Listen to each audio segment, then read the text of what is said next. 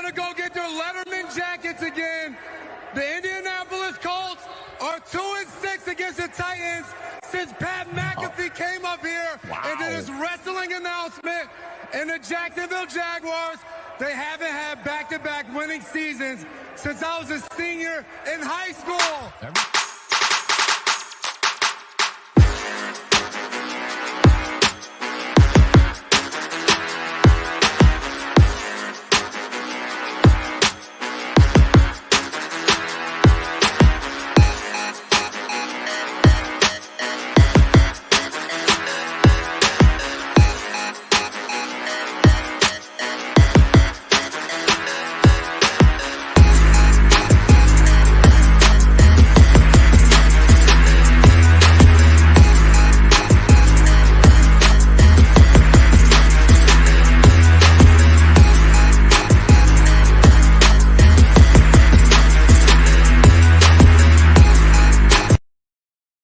What's up, Titans fans, and welcome to another edition of Titans Global Podcast. I'm your host, Maximus Titan Fan, and as with me, as always, is the other host. We'll just call it that. Link, man, what's up, dude? Hey, good to see everybody. Hope everybody had a great Christmas. Ready to talk some Titans football, and as always, make sure you're commenting, make sure you like, make sure you share.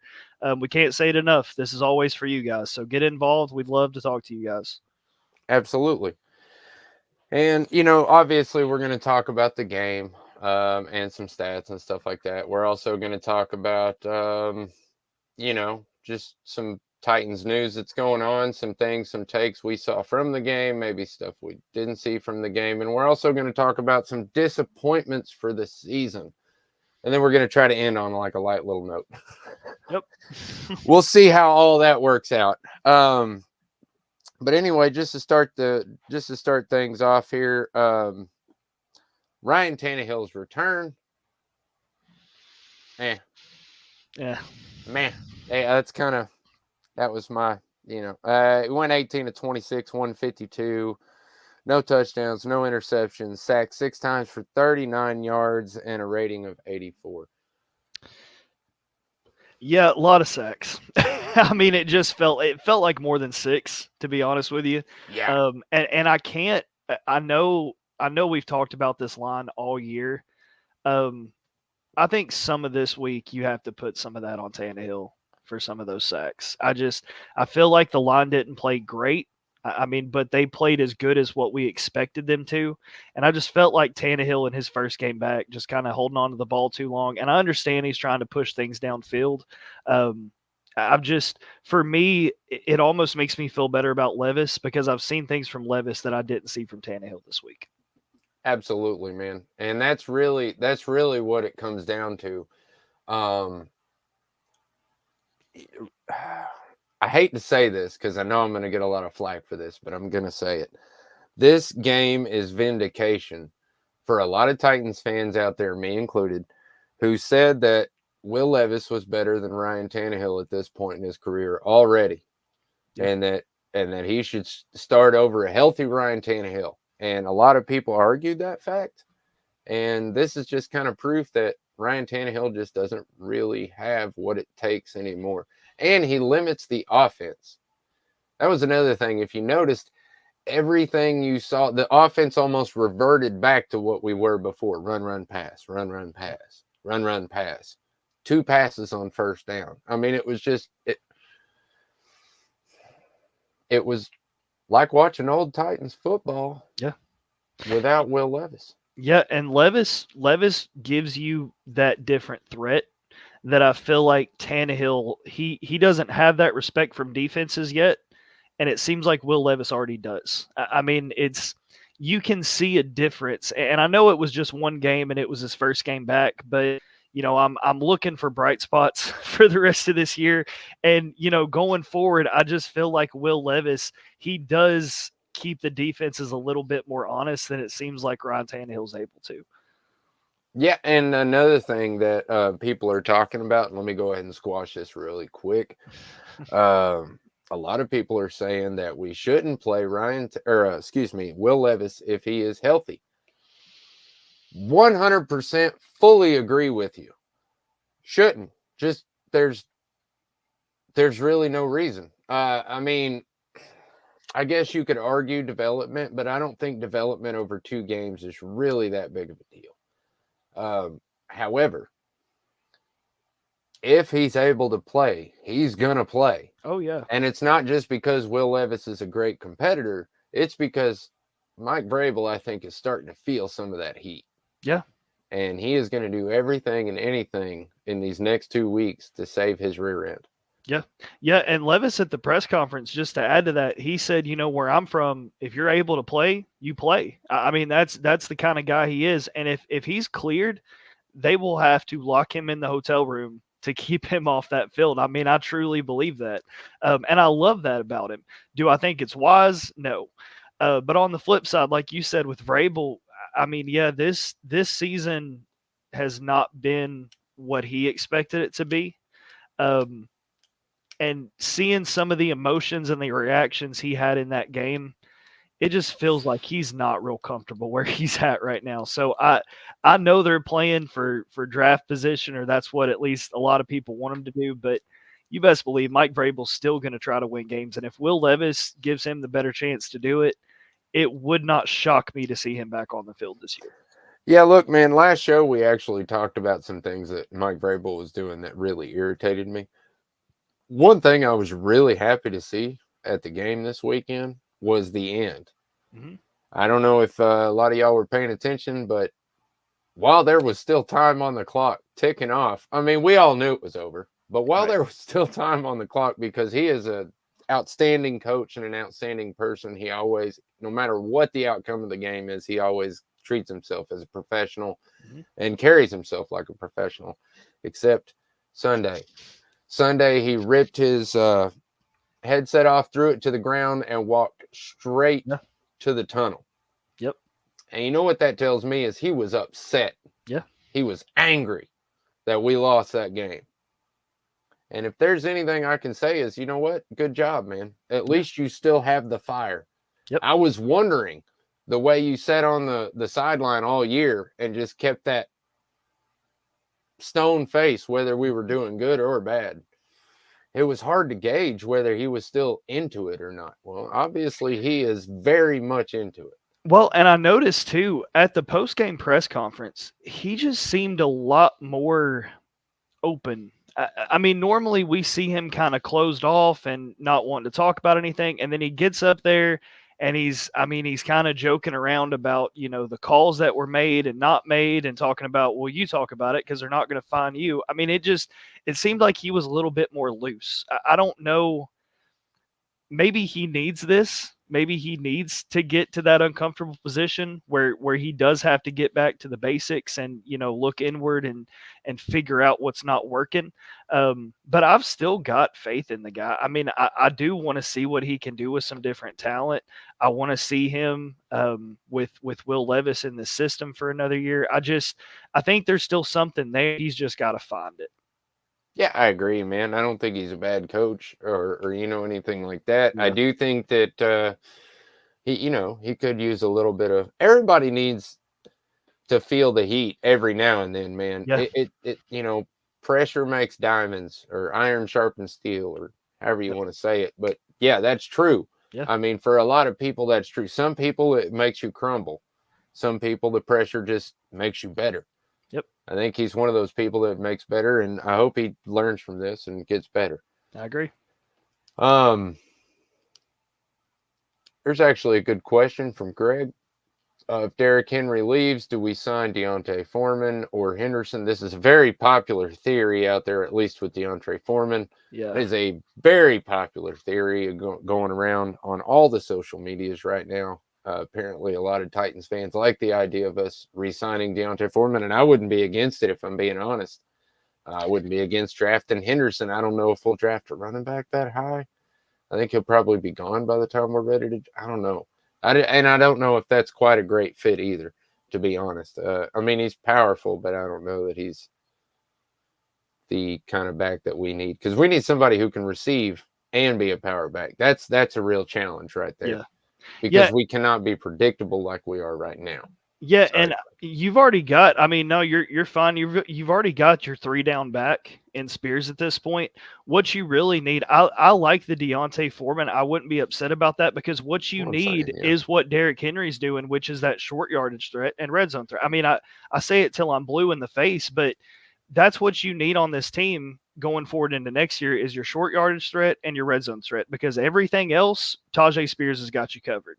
I mean, he can catch it. He can get outside the numbers. He can run it up the middle. He can make people miss. I mean, there was multiple plays this week where I was like, man, this dude is crazy. But yeah, I mean, I would like to see Deontay Foreman back, but the biggest thing is just getting that big body back. Or I'm not opposed if they go get more of a fullback type and kind of try to work that back into the offense. I mean, we haven't seen that in a while because we've had Derrick Henry, but I wouldn't mind seeing a true fullback in the backfield with him. 100% agree. I like fullbacks. You can see what they do over there in the 49ers. I feel like Rand Carthon kind of likes fullbacks too, Yeah. maybe. I'm hoping that he brings a Juszczyk. Yep. I can't say his name right. I'm sorry. But yeah, I hope he brings one of those type of players to our team. That would be great. They're gadget guys. They're all around guys. And they do great wonders in the running game. Yep. So anyway, to move on kind of to the running backs, Derrick Henry actually had a pretty darn good game. 88 yards on 19 carries, 4.6, and he got a touchdown, which gave him a pretty good mark. Yes, it did. Yeah, this was huge. Derrick Henry, between the passing touchdown and the rushing touchdown, hitting the century mark. So 100 total touchdowns in the Titans uniform. Just to break that down for everybody, that's 92 rushing touchdowns, 5 passing touchdowns, and 3 receiving touchdowns for the King of Nashville. So, hey, hats off to him. He's had a great run here on this team. And if he does go, I'm going to hate to see him go. But a huge game for him at Nissan Stadium. And to hear the crowd chanting Henry on that last rushing touchdown, it had to feel good for him. And I know it felt good for me just to see him, go out this way if this is the way he goes out. Yeah, I mean, just like, what's up, Matthew? Just like he said, hate to see Derrick Henry go, but unfortunately, that's what it looks like is going to happen. Everybody keeps asking me that question, and I hate to answer it because I want to answer it. No, man, Derrick Henry's going to retire a Titan. They should do that. That's the front office should just make that happen. I don't care what it takes, but realistically, man, it's just terrible. Anyway, we'll move on. Tajay Spears, as far as rushing, had 9 carries, 40 yards, 4.4 average, which is amazing. Yeah. And most of those came on second and third down also. And a couple of them, or one of them, I think, was, I won't call it garbage thing, but it was a third down run. We were down like, I think, 3rd and 17, and we pulled a draw play. He got like 12 yards. Yeah. And I see a lot of people comment that's how he's used primarily, and that's just wrong. I thought we proved that 2 or 3 shows ago when we were talking about his analytics and how many first downs he achieved. Not to mention he also made a pretty big milestone this week. Yes, he did. And we're just going to talk about it. I was trying to save it till the end of the show, but I don't care. I don't care. We don't get a whole lot of happy news around here, Titans fans, so we're going to talk about it. Tajay Spears is number 3? 3 or 4. I want to say 3. I want to say 3. He's number 3 on the rookie list for all-purpose yards or yards from scrimmage, however you want to say that. Yep. Good job, Tajay Spears. Good job, Rand Carthon. And ha to all the people who thought that he could not be a good running back in this league because he doesn't have ACLs. Yeah, and I think just to kind of touch on that, I feel like he could be one of those guys. And it's crazy to think about right now. And I know he's a rookie, and we got a long way to go. But when you think Titans running backs, I mean, your perennial guys that have been here. We'll just start from Eddie George in the Titans uniform. I mean, you go Eddie George, and then you had your CJ2K, and then you had your Derrick Henry. So you go big, powerful back. Then you go get a guy like Chris Johnson. He hits 2,000 yards. Then you go back to that, that big, powerful back. And now you're seeing Tajay Spears. I just feel like he could be the next iteration of these Titans running backs. I'm just super excited to see what this kid does going forward. I feel like he's got the juice. I feel like he's got the ability to make people miss. He's just that explosive player that I felt like this team was really missing last year on the offense. I agree. And this Sports I can't talk tonight. Sports Nation Nashville, which is our new network, by the way, guys. Big announcement if you missed it on social media. But there is a definite difference between Henry and Spears. And we tried to explain it earlier. Maybe this is a little bit easier explanation of it because I had to tell my father-in-law the same thing. He thought it was crazy that I was saying that Spears should get some of Henry's carries, actually the majority of the carries. And here's why. Okay, and you saw it Sunday pretty clean. When they were able to stop Derrick Henry before he got to the outside of the tackles, it was over. Yep. In the backfield, at the line of scrimmage, maybe a 1 to 2 yard gain. Yep. Now, when Derrick Henry got to the line of scrimmage or outside the tackles without being touched, it was like 7-8 yard gain. Mm-hmm. I mean, that's just the difference right there.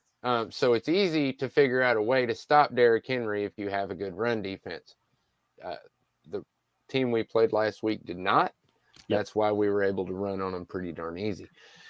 The difference is Spears can get outside of the numbers faster, and he has a lot faster of a cut back than Derrick Henry could ever wish to have. I hate to say that, but it's real. He's a big dude. Yeah, he's got more to move. I mean, it's physics.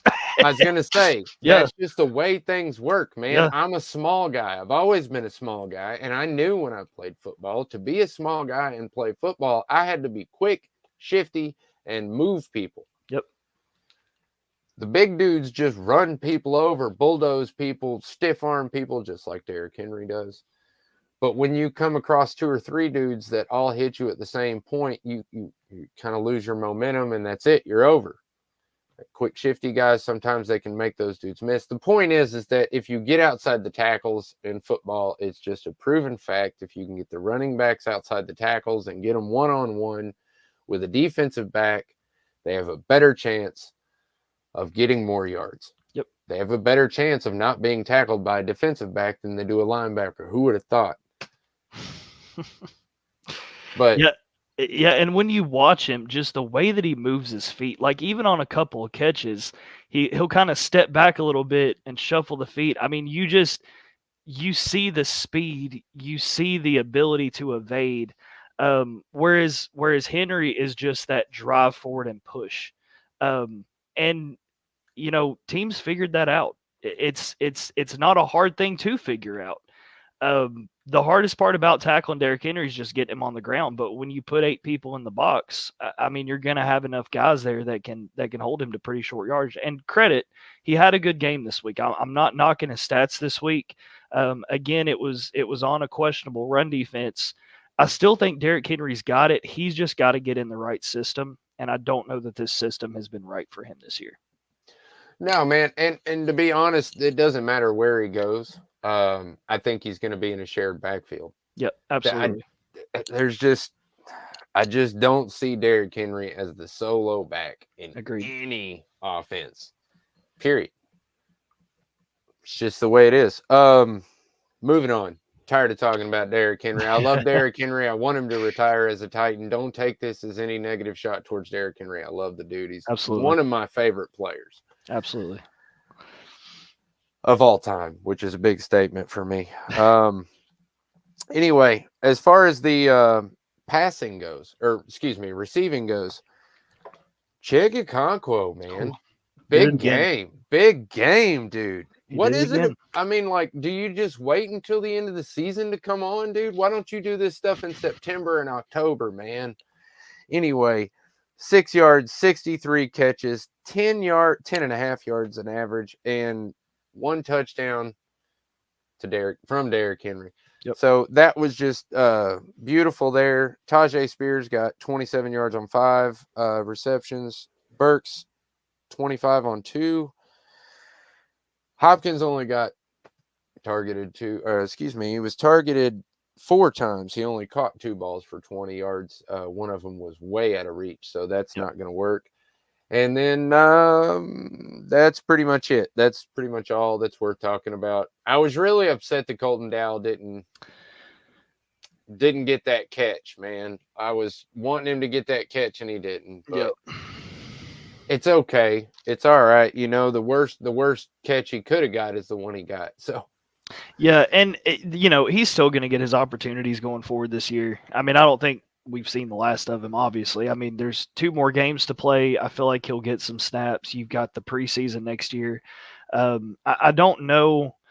I don't know that he's going anywhere, but I still feel like it's kind of a competition right now between him and NWI as far as what direction they're going into next year.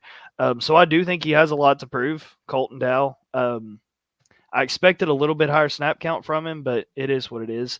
I wanted to touch on DeAndre Hopkins too. Did it almost feel like Will Levis and DeAndre Hopkins have built a better chemistry than we've seen from Tannehill and Hopkins?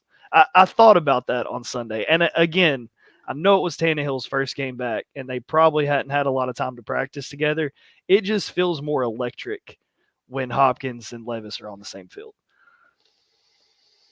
I think that whole electricity you're talking about goes through most of the team. I think even the defense wants to play better when Will Levis is playing. Not saying that they're taking any time off or anything like that, because they played stellar, actually. Yep. I mean, as far as our defense goes, they played stellar, really. Mm-hmm.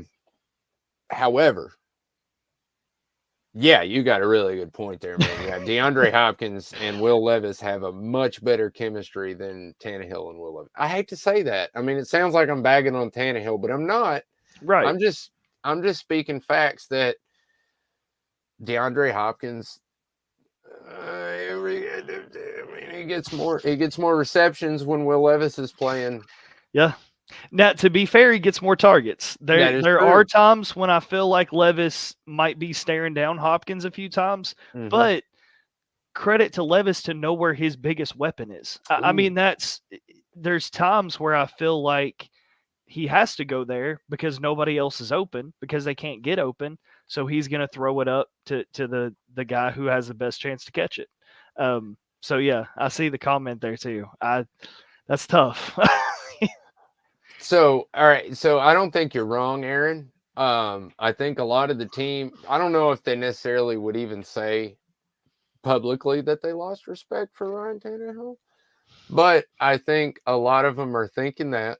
And I think you're probably right on target, buddy. I think, to be honest, man, I had really high expectations this year. And when they weren't met, I was looking for who I was throwing my anger at. And most of it was the offensive line and their play, But to be honest, part of it went towards Ryan Tannehill. And even though we had a terrible offensive line, the difference between Ryan Tannehill and Will Levis is Will Levis stands in there until the last possible second and still delivers a dime. Yep. Ryan Tannehill sees the guy coming from him a yard away and then just crumples. Yeah, he tucks. So that he doesn't get hit really hard. And that says everything you need to know right there about your competitive edge. And when you reach a certain age, I mean, I'm not ashamed to say it, I'm that age. I ain't getting out on a football field and putting my body on the line anymore. I ain't doing that on I don't play recreational sports that hard anymore. I mean, the most you're getting out of me is let's toss a football in the backyard. I'm not going to play maybe flag, but I'm not playing tackle football anymore. I'm 40 years old. No. Yeah. Not quite 40 yet. I'm still 39. But to speak to the passion too, I don't feel like, especially this year, but even last year, it just hasn't felt like Ryan Tannehill's team, if that makes sense. He doesn't strike me as that verbal leader to get everybody fired up. I'm not saying he's not a leader. I think he can be. It's just not his style. Levis, man, this dude can take the team over. And I feel like he's almost done it as a rookie. Just the passion he plays with and the attitude he plays with and the moxie that he has. I mean, that's the biggest difference I see in him and Tannehill is just his ability to take the team over and put it on his shoulders. So yeah, I mean, I still have respect for Tannehill. I mean, he's done things for this organization. But I wish him the best. I just don't think this is the right fit for him anymore. Yeah, I agree. Somebody asked me about a backup role next year, and I was like, I'll pass. Thank you. I mean, he would be a good backup, but I don't think he would be willing to take that much of a dip in pay. I think he's going to actually look for a starting role somewhere, which, again, wish him all the luck, man. Go on a team that has a decent O-line and you actually, and at least one good wide receiver, you actually have a chance to succeed because he does. He's a decent quarterback. I'm not bashing on it. I'm just saying he can't play with a crap O-line. Yep. Nothing wrong with that. It's just facts, man. Some people can, some people can't. That's what made Lamar Jackson one of the best quarterbacks in the league is that he can play with the worst O-line in the league and still get 300 yards a game. Yep. Which is amazing. Yeah, there's just some guys that have it and are difference makers, and we've got one. I do think we got one, but we'll see. Yeah, I almost mentioned Joe Flacco and here's why. We've seen a lot of starting quarterbacks get injured this year. I'm not going to put it past anybody to be a starter, Tannehill included. But there's a lot of other people that I think have a better chance as a backup Titans player than I do Ryan Tannehill at this point. All right. So, look, man, I kind of giggled when I saw Joe Flacco, and I apologize, Andre. But honestly, when I say who I think should be our backup next year, now I'm kind of laughing at myself. But the first person that popped into my brain was Baker Mayfield. Oh, I was like, yeah, man, Baker Mayfield, dude. He's durable. He's got an arm, and then I thought it to myself again. I was like, oh God, dude, do you really want Baker Mayfield? Yeah.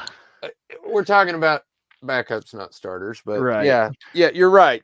Joe Flacco would not be a bad backup. He actually came in and serviced what was that? The Browns or backup for right now? He had a, who did he come in under? I saw where he had a good game. I saw the stat line, but I can't remember who he came in for. I'll have to look. He had a pretty good game. Yeah, I mean, I remember that at least. I might have blacked out the rest of the game, but I do remember that he had a pretty good game. On defense, there's not much. Of course, I always mention the sack leader, which again is Azeez Al-Shaair. Thank you, Aaron. I thought it was the Browns. That's right. Thank you. I appreciate that. But yes, Azeez Al-Shaair again is the tackle champion of this game. 8 total for solo, 2 tackles for loss. But on that note, we only got 3 sacks. Although Harold Landry really showed up. He did. He didn't have a great game last week, but he had an excellent game the week before. And now he has a good game this week. So he's stacking. Yep. You're starting to see that. And he's doing it without Big Jeff on the other side. And that to me speaks volumes. I mean, because most of the pressure is on him right now. I know Arden Key's coming in and having good games, but you are seeing a lot of schemes to get Harold Landry blocked because of his speed and the ability that he's got. So he's doing this while also getting a lot of attention from offensive line. So credit to him. Yeah, I noticed that. As a matter of fact, that you say that, I noticed that they lined up a tight end or a running back on the right side of the quarterback quite often. Sunday to keep Harold Landry or to extra chip or whatever. But yeah, that was a good point there because they really did try to make him out of the game. I think that's how Arden Key got that amazing piggyback ride he got from Gino. Yep, That was awesome, by the way. it was. What about the secondary? What's your thoughts there? You know, they did all right. I'm not going to bash on them too much. McCreary had a decent game, but Avery didn't really have a great game. I mean, it was all right. There was a couple good breakups. I'm not going to lie. There was a couple good Edmonds had a good game, I think, even after we kind of gave him a little bit of flack last week. So, maybe if we give some more flack to some other players, they might step up next week. I doubt they watch the show, but hey, you never know. Yeah, I think right now, and I know it's a banged up secondary, and it's tough to cover with a banged up secondary when you've got guys like Lockett, when you got guys like Metcalf. I do want to speak to McCrary. I thought he did a really good job because they lined him up on Metcalf a few times, and that is a Huge ridiculous size difference. I mean, when those dudes are standing across from each other, I don't know why they weren't targeting Metcalf on every single throw. But credit to McCrary. I mean, he stepped up. He played a pretty good game. He was active. I mean, his hands were up. Yeah. There was a couple screen passes. He was moving into breakup. Almost had a pick six. I think it was on the last touchdown that the Seahawks scored. He could have had a pick six. There was a screen pass and he was in the backfield. That's twice this year he's done that. Yeah. So credit to him. Avery, I know there was a couple pass breakups, but man, when you talk about the receiving numbers that the Seahawks had this week, it just feels like play after play.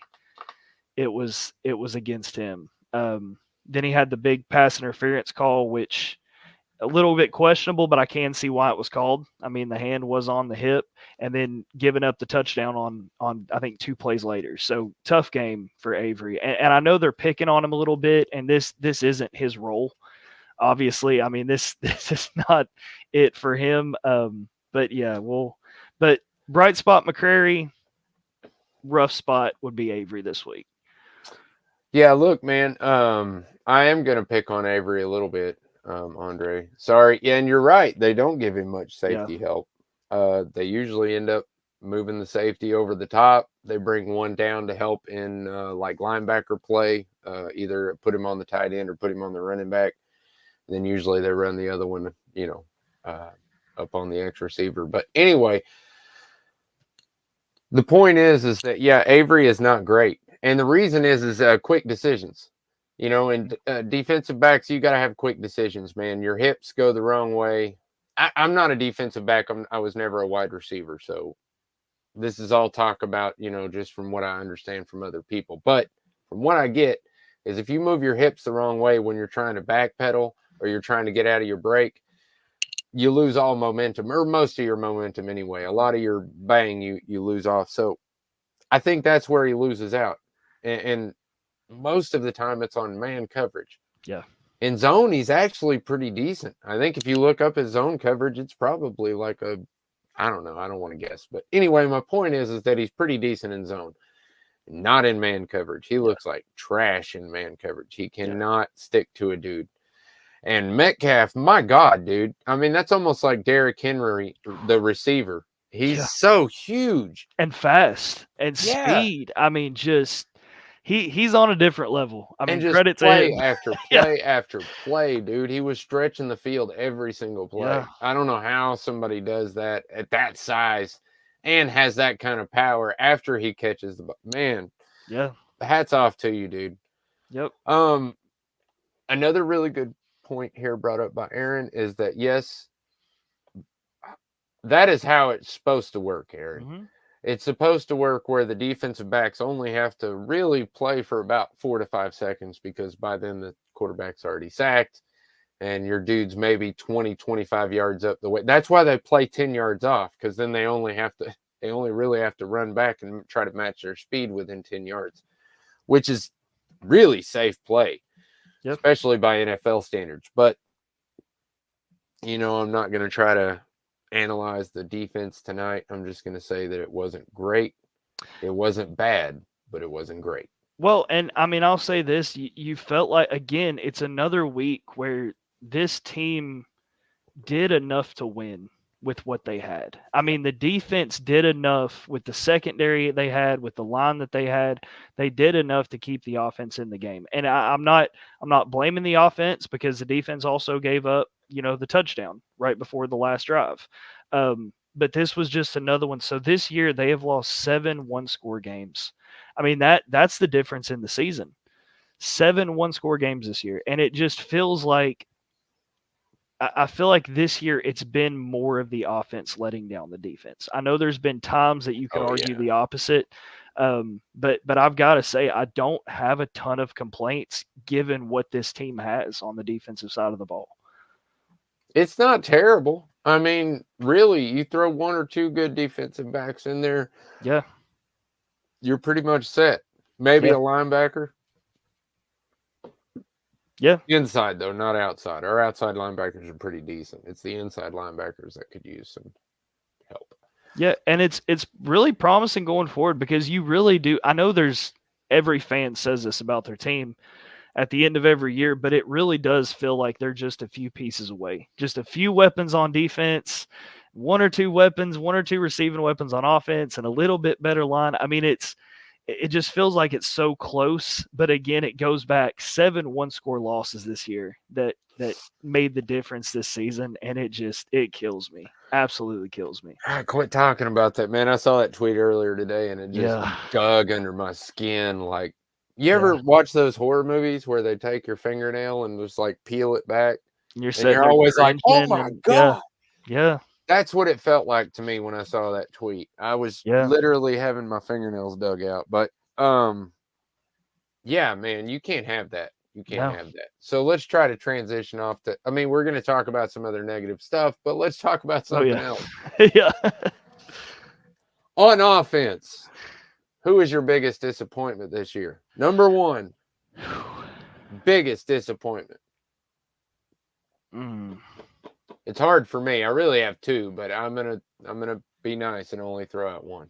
I've got 2. Throw out the other. I've got 2 for different reasons each.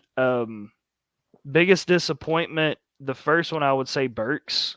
Oh, just for not being on the field. Hey, timing. just and not even. I feel like when put in a position, he can make plays. He can do it, and he's got the physical attributes to do it. It's just getting on the field. And my other one, up until these last few weeks, I would have said Chig. I mean, we've seen the drops, but he's really came on in the last 2-3 weeks, and I'm curious to see what he can do in the offseason to try to clean some of that stuff up that we saw earlier in the season and kind of keep that consistency going forward. I'll be curious to see if he's able to do that. But that's my 2 on offense. Offense was really hard because there's so much to choose from. But I have to say, out of every single person on offense, and that was my other one there, buddy. That was my other one. That was the one I really wanted to say, but I can't, because Aaron Brewer to me was a bigger disappointment. If you looked at his stats when he played center, anytime before this season, he has been stellar, outstanding. And now he's terrible. I don't know if that's because he's got a terrible line around him, or if it's just because he's really playing that bad. I honestly think it's because he's playing that bad. My wife, who watches the games with me, kind of in and out, she's watching her phone most of the time. But my wife brought up the point the other day. Wasn't this game, I think it was the last game. He had a bad snap. It went over Levis's head, and some bad stuff happened. And my wife was like, my God, how many bad snaps has the Titans had this year? Isn't that something that you see in high school games and college games, not in the NFL? Well, yeah, you're kind of right. You rarely see it in the NFL. You darn sure don't see it in 2 to 3 games back to back. Yeah. Plus, not only that, but it was, I mean, you know how many people, you know how much crow I've had to eat over Aaron Brewer. You know how many people I argued with in the offseason that just because he's a bad left guard doesn't mean he's going to be a bad center, guys. Look at his stats. Blah, blah, blah, blah, blah, blah, blah. Now I look like a moron. Thanks, Aaron Brewer. Yeah, he'd be up there for me. And I would say I mean, with maybe a couple exception, I would say just the offensive line as a whole has been Mm. just going into this season. I'm not sure what they thought they had, but it couldn't have been this, right? I mean, I don't get it. There's just been no cohesion on that line since the beginning, and they've just never been able to figure it out. Well, yeah, absolutely, man, and that's really the problem, is Yeah, that he doesn't have. I mean, Skoronski's good, he no is. question there. I mean, Yep. he's not excellent because he's still a rookie. He still He's makes rookie going to be mistakes. good. He has the Yeah, potential to be but very yeah, good. you can see Yes. it. He's gonna be a great Yep. guard in the NFL. Yep. He could be a good tackle. I don't Could know, but be. I think he's gonna be an excellent guard. As far as Aaron Brewer goes, man, I really hope he's not on the Titans next year. That's just how I feel about it. Yeah, I mean, I don't think I'm gonna look back at this. I know in a year from now, and just to see how different this line is this time next season. I mean, he's really. Is there anybody you can point to that you can say for sure is going to be starting next year? Will Levis. No, well, I'm saying on the offensive line. I mean, yeah, exactly, exactly. When he's Skoronski. lined up on center, yeah. I mean, that's yeah. Skoronski's definitely coming back. And look, I liked Chris Skaronski's the Hubbard. one. I Skaronski's the made one that guy I can argument. point to and say 100% he's got a job here next year. Yeah, I mean, besides the injury, Chris Hubbard did have a pretty darn solid season. It wasn't bad. Yeah, I got to give him credit before, but other than that, yeah, our line's been trash all year. Doesn't matter who they put in, where they put them, it's trash. And I hate to say it, but a lot of, I said it so many times. I even said it for an entire year that they should have put Dylan Radins at left tackle, that he's a natural left tackle and he'd play left tackle better than he would right. But again, I had to eat crow. I was wrong. Yeah. That is hard, man. That is really, really hard. Yeah. But yeah, that's the point right there, Aaron. Yeah, Yep. we got plenty of money to build around. You know what I mean? Yeah. We got plenty of cash to throw around. And since DeAndre Hopkins has come to Nashville and kind of talked up our scene a little bit, maybe some more people will be inclined to at least come down and visit, see what we got to offer you, man. Because that's been the real hard point is in the NFL, yes, you do sign people with money, but at a certain point, it's also about trying to sell them on the idea of your team, the idea of being a part of the team, the franchise, what the city offers. I mean, there's all kinds of stuff that goes into it. The state's taxes. I mean, all kinds of weird stuff goes into contract signing. It's not just where do I fit in best. I mean, yes, that is a part of it, but so is the money. So is the contract. So is like I said, the taxes, everything goes into that. Yeah, and we have to be more attractive. Sorry, go ahead. No, you're fine. I'll say this too. Going into this offseason, a big thing for me is to go out and not just get superstars, but get guys that can play well together. Because you can have a team of superstars, and if there's no cohesion, if there's no mesh, it's not going to be successful. And that's one thing I'll say about Carthon's picks is you see the energy from Levis, you see the energy from Spears, you see the energy from Skoronski. I think that he is going and getting guys that have it and that can work together, and that's the biggest thing for me is just getting a unit built going into next year. Yeah, and another thing is just like a college guy. I mean, you make a great point here, Corey. It's just like in college when you're trying to recruit guys. Yeah, we have a really good chance of getting wide receivers. And, man, I really hope we have a really good chance of bringing one particular wide receiver home. I was right about Hopkins, but, man, I would love if I was right about Higgins. Higgins and Hopkins would be an amazing wide receiver core. I mean, we could pretty much just throw out anybody else we want to in the game. It doesn't matter. As long as Higgins and Hopkins are good, then we're good. Yeah. That would be an amazing tandem, but I'm getting a little lost there. Sorry. No, you're good. No, you're good. You're right.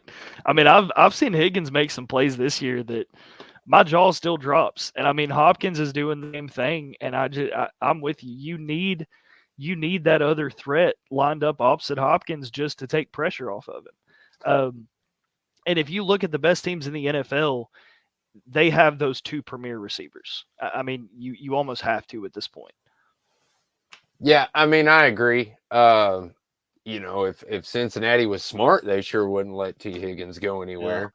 I would be more concerned about signing him than I would have been about what's the other guy's name? I just had a brain fart. It's the other dude that burns on Cincinnati Bengals, the number 1 wide receiver. Jamar Chase? Thank you. Yeah. I just had a brain fart No, you're for good. a second. I mean, he's one of the best wide receivers in the NFL. I No, know you're his good. name. I just couldn't. Yeah. My brain just wasn't happening. But yeah, I'm with you, Aaron. All day long for sure. Absolutely. But, you know, Matthew's got a good point here. That's something we do need to talk about. Our coach.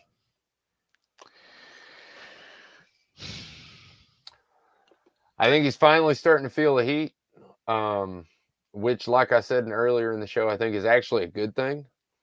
But, yeah, I mean, you know, I think it's really interesting to see what people do in desperate times. Yeah. You know, does he crumble under the pressure or does he become sharper? And by the player that he was, I would think that he would become sharper. Yep. For me, and I've said it before, there's not a lot of coaches in this league that can keep a job with that type of record. I don't know. I know he's been to an AFC championship. I don't really know that he has earned that next chance, but that's not to say that he won't get it. Can I say something real quick? Yeah, go ahead. I'm getting to something. I'm debating if I want to say it or not. But go. But yeah, Aaron, kind of both. Yeah. And this is how the AJ Brown stuff started, by the way. It started with fan heat, and we became so loud that Amy had no choice but to listen to us. Plus, when AJ came to town and burned the hell out of us, it was like, oh, okay, well, that's pretty easy. Let's just get rid of him. But yeah. I mean, this is a team that fired Malarkey after a playoff win. I mean, so when you're sitting with a guy who's now 5-17 in the last 22, I don't know. But my question would be, the best coaches in this league have the ability to adapt, and they have the ability to find the right coordinators. And that's my biggest problem with Vrabel right now as it stands, is I don't see the adaptation. I don't see the mid-game changes that need to be there. And I don't necessarily know if that's the coordinator's fault, if that's Mike Vrabel not giving the coordinators enough control, or if that's Mike Vrabel's lack of willingness to change his coordinators. I'm not sure. I would have to be in the organization to know, but the fact that he's still there tells me that there's something Amy Adams Strunk sees in him that thinks he gives us a shot next year. So we'll see. But there is no way that he has this type of season next year and keeps his job. Absolutely no way. No, that's a guaranteed. And simply because, just like I said, the fans will be so loud at that point, there won't be a way to deny it. Mm-hmm. And that's really the thing, man. I mean, you know, when we're sitting here on look, I'll be modest, okay? I run a small-time podcast. Hopefully one day be big-time, but I run a small-time podcast. We're sitting here talking about, is Mike Vrabel on the hot seat? You don't think ESPN, Sports Illustrated, all these news outlets aren't talking about it? They are. They're talking about it on Twitter, all the social medias. Everybody's talking about it. At some point, Amy's got to look at herself in the mirror and look at that record at the end of the day and think to herself, man, did I really back the right pony? Mm-hmm. Or should I just go with the new blood that I got that's already proven he can do his job within 1 year, instead of, no offense, I'm not saying anything bad about Mike Vrabel, but just like you pointed out, Mike Vrabel's first season as a head coach of the Tennessee Titans was the exact same record we had when we fired Mike Mularkey the year before. We just happened to make it into the playoffs that year, where we didn't with Mike Mularkey. No, we did. Mularkey had a playoff win. Oh, well, I think he won the wild card game They lost the divisional round, and then he was fired after that season, if I remember correctly. No, you're right. You're Yeah. right. And I even told my boss's son today, Michael, which I talk to him all the time about football. He's one of the favorite people to talk to about football. But I told him, man, if Mike Vrabel does get fired, it won't be his fault. It'll be his buddy's fault that he's put into these positions of power Yep. that's let him down. And it's unfortunate and it's sad because I'm kind of that way. I get it. I mean, look, man, is the guy at my job, if I got two guys, one guy I really like because he's funny and we crack jokes all the time and he gets all my references and stuff like that. And then the other guy's like a little bit older and he's kind of grumpy. And well, yeah, I'm more likely to discipline this guy more than I am the guy that I like just because I like that guy. I get it. I understand it. But you know what? I know also as a manager, that's bad management. Yeah. I know that. Whether I choose to act on that or not is what makes me good or bad at my job. That's Same true. with Mike Vrabel, man. Yeah. No, that's true. That's true. I mean, go ahead. No, you're fine. My biggest thing for him, and kind of going back to that, is you just, as long as you're not losing the locker room. And to speak to your point, I mean, that's, we've seen a lot this year about guys requesting to be released and leaving the team and saying something and coming back to the team. And that's the one thing for me is, once you lose that locker room, you don't get it back. So that would be my curiosity, is how many guys on that team right now are happy with the head coach? Because I think that plays a big factor. That's kind of my point. And it's just, I mean, there's a lot of different ways to phrase it, losing the locker room. Yeah. People stop believing in you. Yeah. It's at the end of the day, really, he only needs to convince one person. You're right. That he still got it. Yep. But no, he really don't. Because, I mean, go back to the game where Will Levis came in. When Will Levis started throwing touchdowns, who got excited? Who were the people that got the most excited that people were showing shots of the sidelines? It was DeAndre Hopkins and Jeffrey Simmons. Yeah. Both of them were called, that's my quarterback. That's my quarterback. That's what you have to have. And see, Ryan Tannehill's lost that. Oh, yeah. Yeah. Now the question is, has Mike Vrabel done the same thing as Ryan Tannehill? Yeah. And that's my thing. It feels like this team rallies around their rookies more than they rally around their coach. I mean, that's just which can be a good thing if you've got the type of quarterback that can lead a team like that, but you've got to have a coach on the same page. And I just, you look at teams like New England with Brady and Belichick, and everything was just Belichick's way. And this is how I'm going to do it. And you're under my rule, and what I say goes. And that's fine. And it worked for them, and it won them a lot of championships.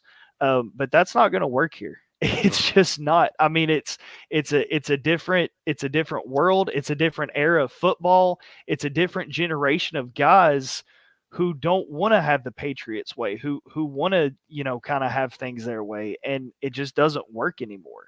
And that goes back to what I was saying about adapting to the times. He's going to have to be able to do that, because you can't be a Belichick coach anymore, or you get what happened to Belichick. Man, you said it. You summed it up great right there. I couldn't have said it any better than myself. He's got to adapt with the times. Yeah. I mean, it's just like me as a father, I mean, when I was a kid, if I started smarting off in Walmart, some regular person that doesn't even know me could come snatch my rear end up and go take me to my mom. And guess what? My mom would beat me right there in the middle of Walmart. You can't do that anymore. Yeah, if I was to do that to my daughter, oh my God. Oh my God. So you have to approach it differently. You got to get a little creative. You got to, you got to maybe use a little bribery, whatever you got to do. Well, and it can be done. I mean, we've seen Andy Reid's done it. I mean, there has been he's the one example I point to, like, this dude adapted. And I know there's the new age coaches, the Mike McDaniels, the Sirianni. I mean, I get it. But some of these old guys can still convert to that. If Andy Reid can do it, Mike Vrabel can do it.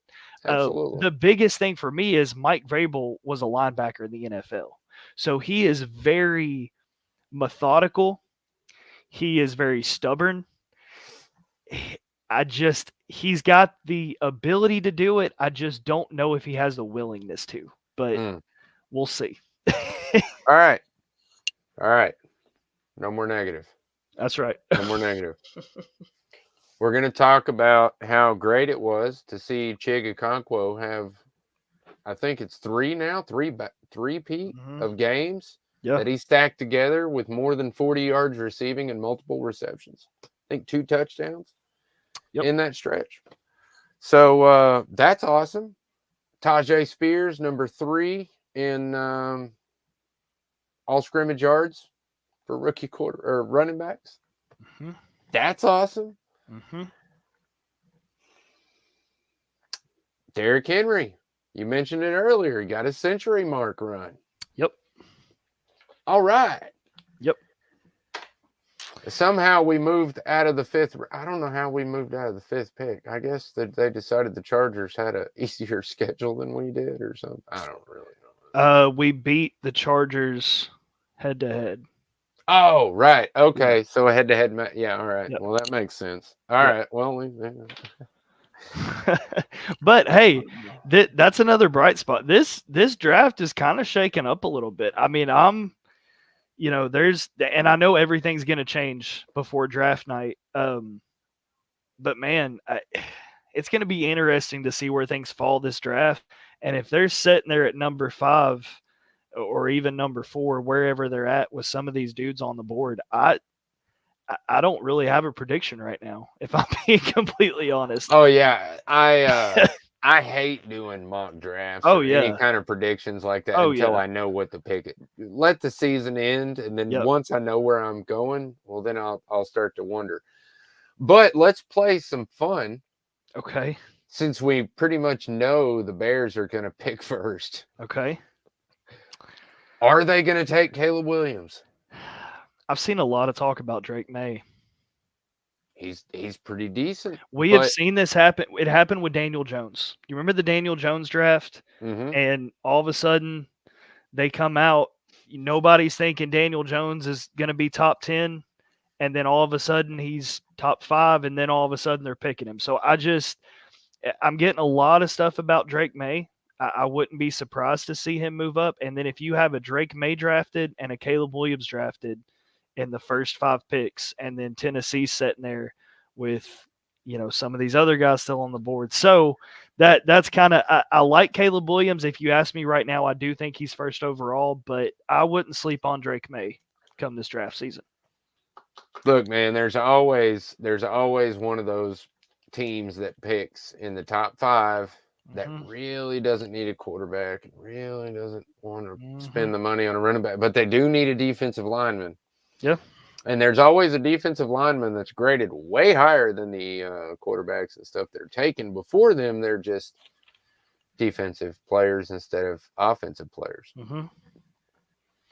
So I predict that we'll pretty much have our choice. Everybody keeps talking about Fashanu and Alt, Marvin Harrison Jr.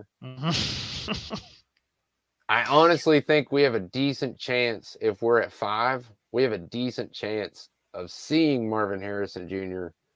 on the board, possibly. That's what I was getting to. Yep. And if that happens, I'm not sure if they should take a left tackle, even though I've said it all year. I don't know, man. That guy, no. I'm sticking to my guns. Don't let myself get stupid. Left tackle. We need a line. Oh my gosh, that is really hard to say, to pass up on that young man. If he's there, it's so tough. Because there are just some guys that are that generational talent. And then, you see what these young receivers are able to do now. And this is a passing league. And you've got a quarterback who can sling it. And you've got DeAndre Hopkins, and you may have T. Higgins. Could you imagine a wide receiver group of DeAndre Hopkins, T. Higgins? And I know we're hypotheticals, but DeAndre Hopkins, T. Higgins, Marvin Harrison Jr., and I don't know, Traylon Burks, whatever else they throw in there. I mean, that's That'd be dangerous. sick, bro. That's dangerous. And then you throw in Will Levis, who Yeah. only needs a couple seconds. Yeah. With those guys, he Yeah. only needs a couple seconds. Yeah. And Yeah. man, you can make magic all night. And I'm not saying they don't need an offensive line, but could you patch together a good enough offensive line in free agency and in the second and third round to be able to give him the 3 seconds that he needs to get the ball downfield? You see what I'm saying? I do, but here's my thing. I don't think there are ever really that great of a quality of offensive linemen that come available in free agency, and here's why. They are such a commodity in the NFL, and we're seeing that this year, that they are extremely valuable. Even the guys on the right side and the guy in the middle, all of them are extremely valuable. They're so valuable to a point to where you don't want to let one go that's good, that's young. Yeah. So if you're seeing a guy in free agency that's an offensive lineman, more than likely he's 30 years or older, or he's not good enough to be a starter. Yeah. Unfortunately. So maybe you can get a right tackle or a center, but I don't believe that you go left tackle in free agency. You have to get that in the draft. And I don't think you can find really quality tackles like you can in the top 5 anywhere else. I really feel like if we're, like I said, I got to stick to my guns. I really feel like I'm not going to back off. I really feel like we have to shore up the line. Even, God, I hate saying that, even if Marvin Harrison is there, we have to pass on him and take Alt or Fashanu, whoever we think is better. One more question, and I know we're over time. One more question, but building on this, because we're starting to get into draft talk. Would you rather see this team go all out and win a Super Bowl next year and not win another one for the next 10 years? Or would you rather see this team build or would you rather see this team build and have an opportunity to win a Super Bowl for 3 years straight? Do you see what I'm saying? It's going to be the mentality. Are we going to go win now and patch things together with whoever we can put in there and just a plethora of weapons?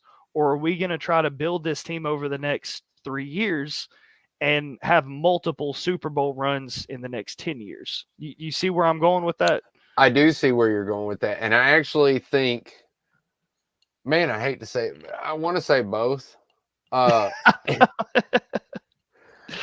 be honest, last year at the draft, I was just honestly trying to tell myself and everybody out there that Ren was really drafting for 2024. He was also using free agency for 2024. He was doing things, setting things up for success in 2024. I really feel like that's our season. If it's not, that's okay. If we need more of a rebuild than just 1 year, I'm okay with that. Like you said, I would rather take the slow approach, build through the draft, that kind of stuff, where we have a competitive edge for 3 to 5 years, and we have a great window of maybe winning back to back within the next, you know what I mean, 1 or 2 in 5 years is what I'm trying to say. Yep. But at the same time, to be honest with you, man, I was a Titans fan the day they got here. So to see them come within 1 yard of a touchdown when I was an adult, pretty much. I wasn't completely an adult, but I was pretty much an adult when that happened. And here I am, still not seeing them back in the Super Bowl again. Yeah, man, I want that bowl, dude. Yeah. If that means we got to be terrible for 10 years, at least we can say we won a bowl. Fair enough. Hey, I'm selfish. I don't know where I'll be in 10 years, so go get it next year. Spend that $100 million and go package some stuff for draft picks, and let's go get it.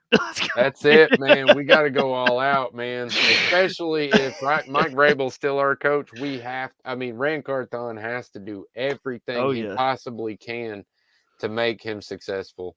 Oh yeah. And I hope that we are. Yep. Oh yeah. Well, that's a good way to end it, man. Did some Super Bowl talk, did some draft talk. One more That's thing excellent before we way. go tonight. I have to give a special shout out to my number one super awesome fan, Dalton. If you're out there, man, thank you for watching the show. We appreciate you. We love you, man. As far as that goes, Link, tell them where to find you at, man. You can find me at Link Rogers on Twitter. You can find me with the same name on Facebook. Always love talking to you guys. Reach out, ask me questions, ask me about the show, ask me about my life, ask me about the Titans. I'm an open book. So make sure to follow, make sure to like some stuff, and we'll see y'all next time. Yeah, and as always, you can find the show, Titans Global Podcast, on basically any social media that you use, TikTok, YouTube, Twitter, Facebook, all that stuff. And you can find me if you want, Maximus Titan Fan. I'm on Twitter and Facebook. And that's pretty much it. Thanks for watching our show. If you do watch our show anywhere but YouTube, please check out the YouTube, like and subscribe. That is the best way to help us. Thank you so much for coming again. Tighten up. Tighten up. Peace out.